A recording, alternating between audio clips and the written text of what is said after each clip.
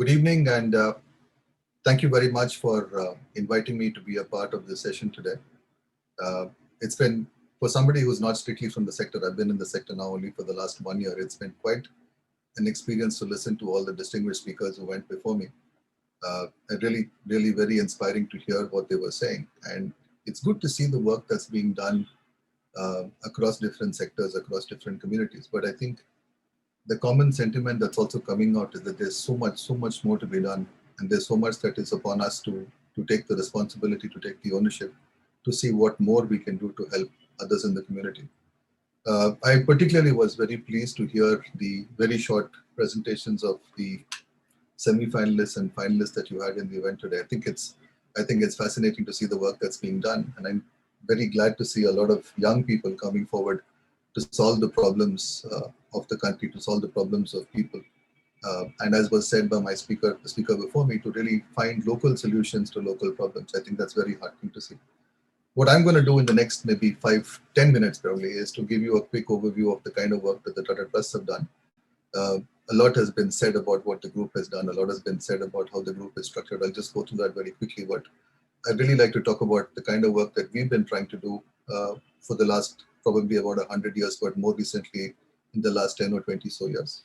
I think this is probably the most famous quotation that refers to the group, that really talks about the fact that the group, from the very beginning, from the time of its very founder, has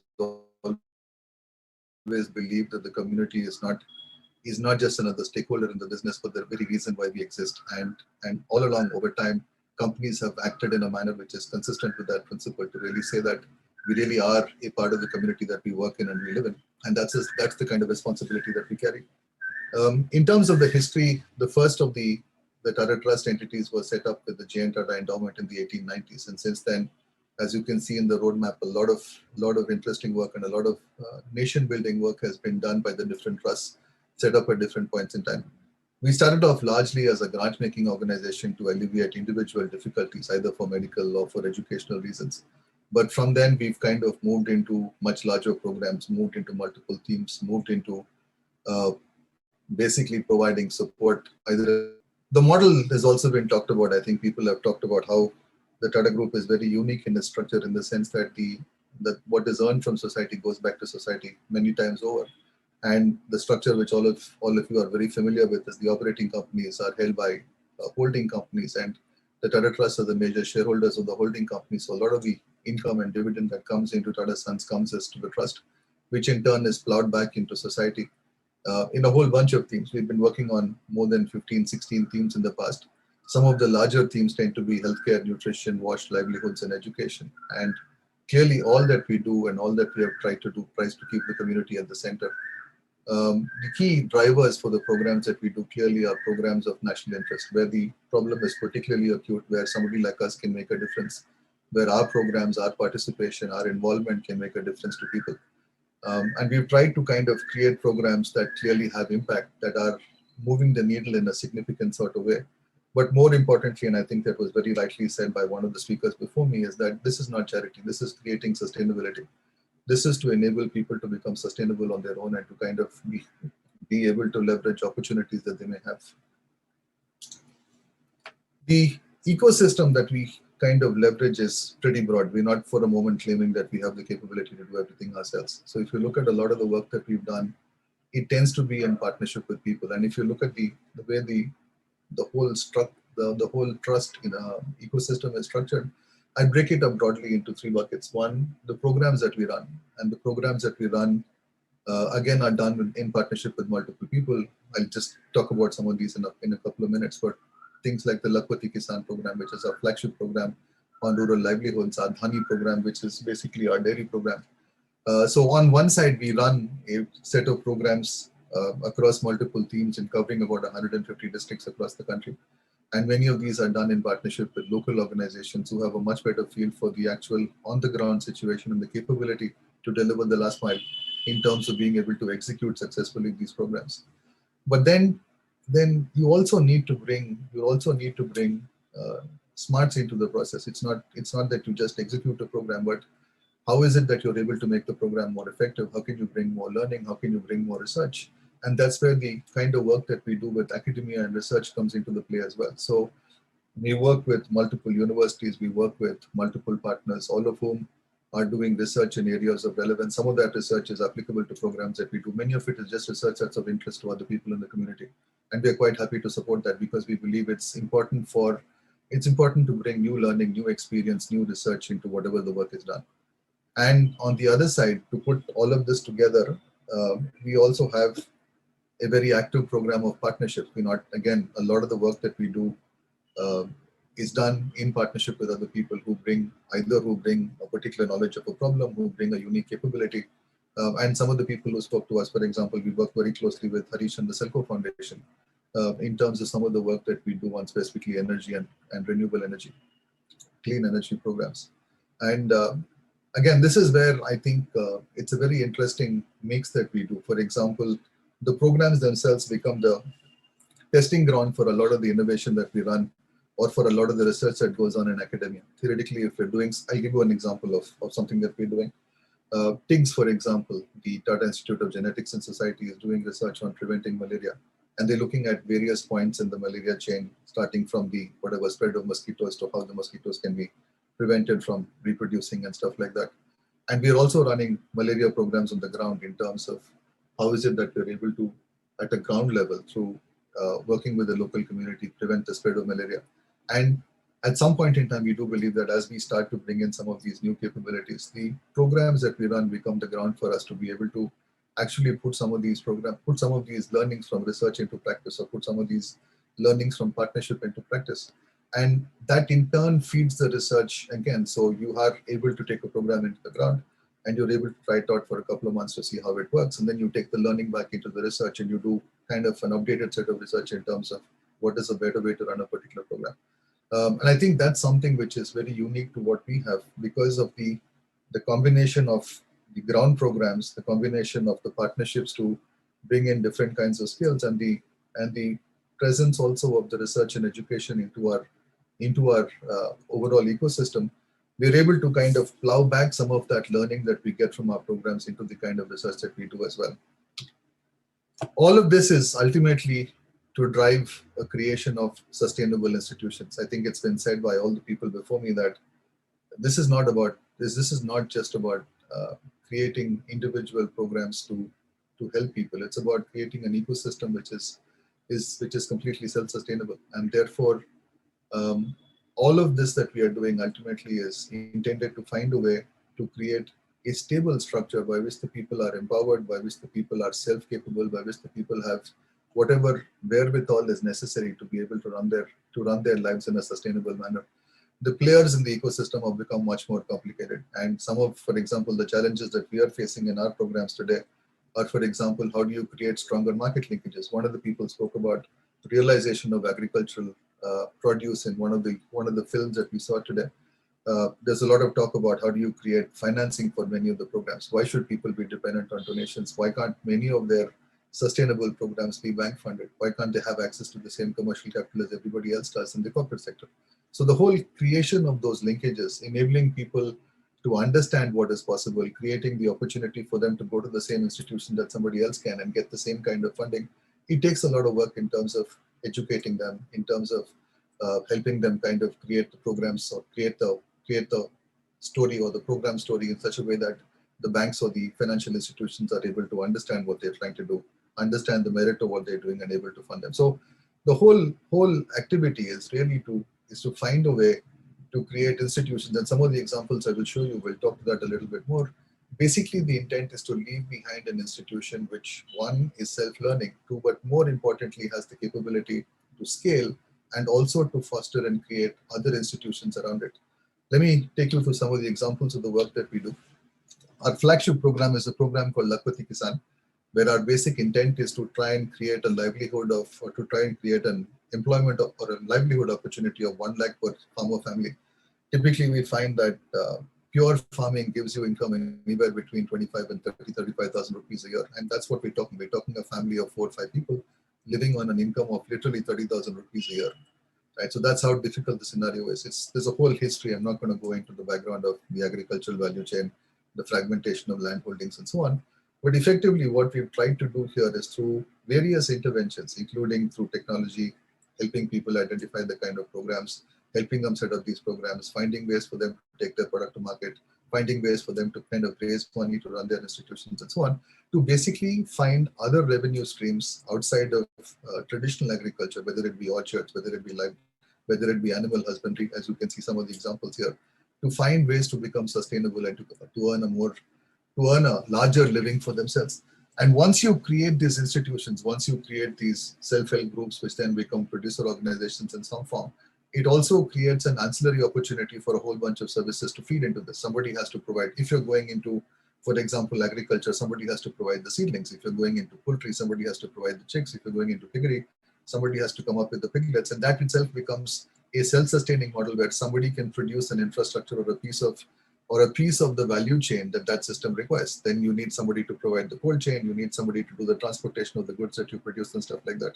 So the whole attempt is to create a self-sustaining ecosystem by which the community itself, and our focus tends to be more on women, the community itself is able to create a self-sustaining model by which they're able to create livelihood for themselves and also for the communities around them. Similar examples, we run multiple dairies. We have dairy in 6 different states. We've got some metrics on the side in terms of over the last 6-7 years what we've been able to achieve. But again, as you can see, clearly the intent is to make the program self-standing, is to make the women who are the major players. 97% of the program is women. To make the women the leaders, the people who actually own and drive the entire program. So the interventions tend to be in terms of what can we do to help increase the milk output, what can we do in terms of better fodder, what can we do in terms of better animal husbandry and things like that. But it also goes into what can we do to make the women better leaders? How can we make them more conscious of the kind of operations that they run? How can we help them do better at what they're doing? How can we help them become bigger, improve what they're trying to do, and so on. So it's an interesting exercise, but again, the whole objective is to create the producer organizations that over a period of time become completely self-sufficient. And this program has been running now for 5-6 years. As you can see, some of the numbers also are starting to become fairly significant. Poultry enterprise, similar. Again, you will see that the interventions try to cut across not only helping them identify what the program should be, how the program should run, helping them set up their infrastructure to do the programs, helping them buy the input, source the input, creating the linkages for them to be able to market their produce, and then finding ways that they can go and raise the money themselves to fund the program to become completely self-sustainable. So there are many programs that we do along this, and all of this is part of our rural livelihood story. Multiple people have spoken about craft. We also run specific focus on a set of crafts where we believe that because of the younger generation not wanting to take up the same craft as that of their parents, certain trades are dying out. And the attempt here is to find a way to revive some of those crafts, because we think that one, not only is it a craft issue, but also it's an issue of livelihood of a lot of people who have been earning traditionally, earning their livelihood by practicing certain crafts. Interventions again are multiple fold interventions, as we heard from a speaker earlier. Not only is about how to use newer technologies to get not only to kind of work with whatever traditional materials you used, but is there an opportunity for you to incorporate newer materials into your designs to make your product much more acceptable to a wider audience? Can we work with you to help design, or to use design as an element to kind of create a larger market and larger opportunity for you to distribute the product? Very similar to what you heard from the speakers before me. I want to talk about a couple of programs that we are running which are a little bit different. These are not the end programs themselves, but these are programs intended to create capacity for other programs. And I want to talk about two in particular. This is a program that we do in partnership with another foundation, where basically what we've done is we've set up about 400 agri entrepreneurs, and the agri entrepreneurs are people typically of the villages who then work with, each person works with anywhere between 150 to 200 farmers, and they help them identify opportunities for them to become better at what they do. Either it's in terms of input, or it's in terms of process, or in terms of how they grow their crops, how they cultivate, how they distribute the product, and so on. So what we've got here is effectively an agripreneur of a kind, and it's the terminology is agri-entrepreneur, but the basic skill is somebody who has an understanding of the parts of the supply chain, of the agricultural supply chain, and who's able to work with a set of farmers to help them identify what they can do better in their respective operations. So our basic role here is to train these agri entrepreneurs. We're up to about 400 today. We think we'll go up to 1,000 in this full program. And the agri entrepreneurs are in turn supported by a bunch of mentors who have even deeper understanding of the subject in question. So by creating this group of people who are able to interface with the farmer and the front line, and then having them backed up by a set of mentors who are able to help them bring in expertise as well, what we are hoping to do, and what we've seen some good signs of it happening, is that we are able to create opportunities for people to improve the level of income they get from their own operations. And as you can see, the interventions go across crop advisory, input linkages, credit linkages, entitlements, and so on. So again, the intent is to play pretty much across as much of the value chain as possible, to bring as much learning as possible from other markets, other geographies, the experience of other farmers, and to be able to use that to increase the capability and consequently the income of the farming community. This is a similar program, but this we do in partnership with the Rural Development Ministry. This is again somewhat support along. It's been created jointly with the rural livelihood missions, both at the state and the national level. And here the attempt is to consciously develop producer enterprises. And what I mean by that is to basically, across the different states that we work in, using an organization of people similar to what you saw in the agri entrepreneur, but a little bit more of an extended organization, to help people to create business models, to create programs, to create entrepreneurs, almost like an incubation story. But it's not that somebody comes up with an idea. It's more in terms of, we believe there are opportunities to do certain things in certain geographies because the need is there. And then can we find people with the right attitude, with the right motivation to want to do some of these programs. So starting from opportunity identification all the way through to creating a sustainable model through incubation, and finally, as you can see, a phased exit where we step back and say, look, you have to run this program on your own. We've helped you get this far. And hopefully by then we've created the capability for that person to be able to sustain the program. Again, you can see some early numbers. It's still quite early in the program. We're into about 25 odd producer enterprises, and we've literally worked with more than 1.5 lakh women farmers in this area. This is where, in addition to the programs that we run ourselves, we're also looking to see how can we create a program to incubate other programs as well. The other one, which I'm sure all of you are familiar with, is Social Alpha, where we've gone one step further to say, again, this is something which Mr. Tata specifically started several years ago. And the whole thinking here is that there is so much of talent out there. There is so much of innovation happening out there in the country today. Why can't we find a way to foster some of that education specifically into the social sector? So this is really an incubation engine. This is really similar to what we talk about as incubators in other places. And the model is very simple. All we do is we look at opportunities specifically in areas of social interest. You see tech, medtech, civic tech, and so on. And we support programs, or we support entities who have interesting ideas, who we believe have interesting ideas that we would like to see developed further, and we fund them. And then the model is to kind of, at some point in time, help them through the whole life cycle of getting them to some level of funding, and then to exit and to recycle that money into the next line of program. So this is pretty much a traditional incubation model, but completely focused on the social sector. And this is something, again, we've been running for more than 5-6 years now. In summary, what are we trying to do? In summary, I guess the real story for us is, and we've been doing this literally for 150 years, but to invest in issues of national significance, try and be as future forward as possible. But clearly, this, just because it's an activity in the social sector, there's no compromise on the culture of excellence. And that's another misnomer that we hear, that this is not necessary, that a different set of excellence standards apply for the sector, which is completely wrong. There is no reason for it to be no less diligent or no less focused on excellence as any other business.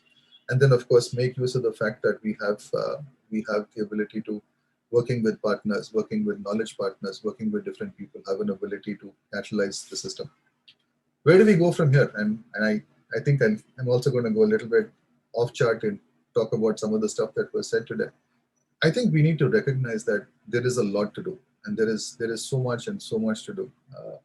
But I think we also, because the pandemic, I'd like to kind of pick up and say, the pandemic is, apart from giving us a very rude wake-up call, has also told us that some of the myths of global supply chains don't exist. Right, has also taught us that many of the problems that we face in our country are really our problems. Not other people may not have the same level of interest or the same level of diligence in addressing them. That if you truly want to take care of the issues which plague us, then we're going to have to do it ourselves. Right. So the need is there. The requirement is there. I would say it's more than a need or requirement. I'll say it's a sense of urgency is there. And we have a lot to do.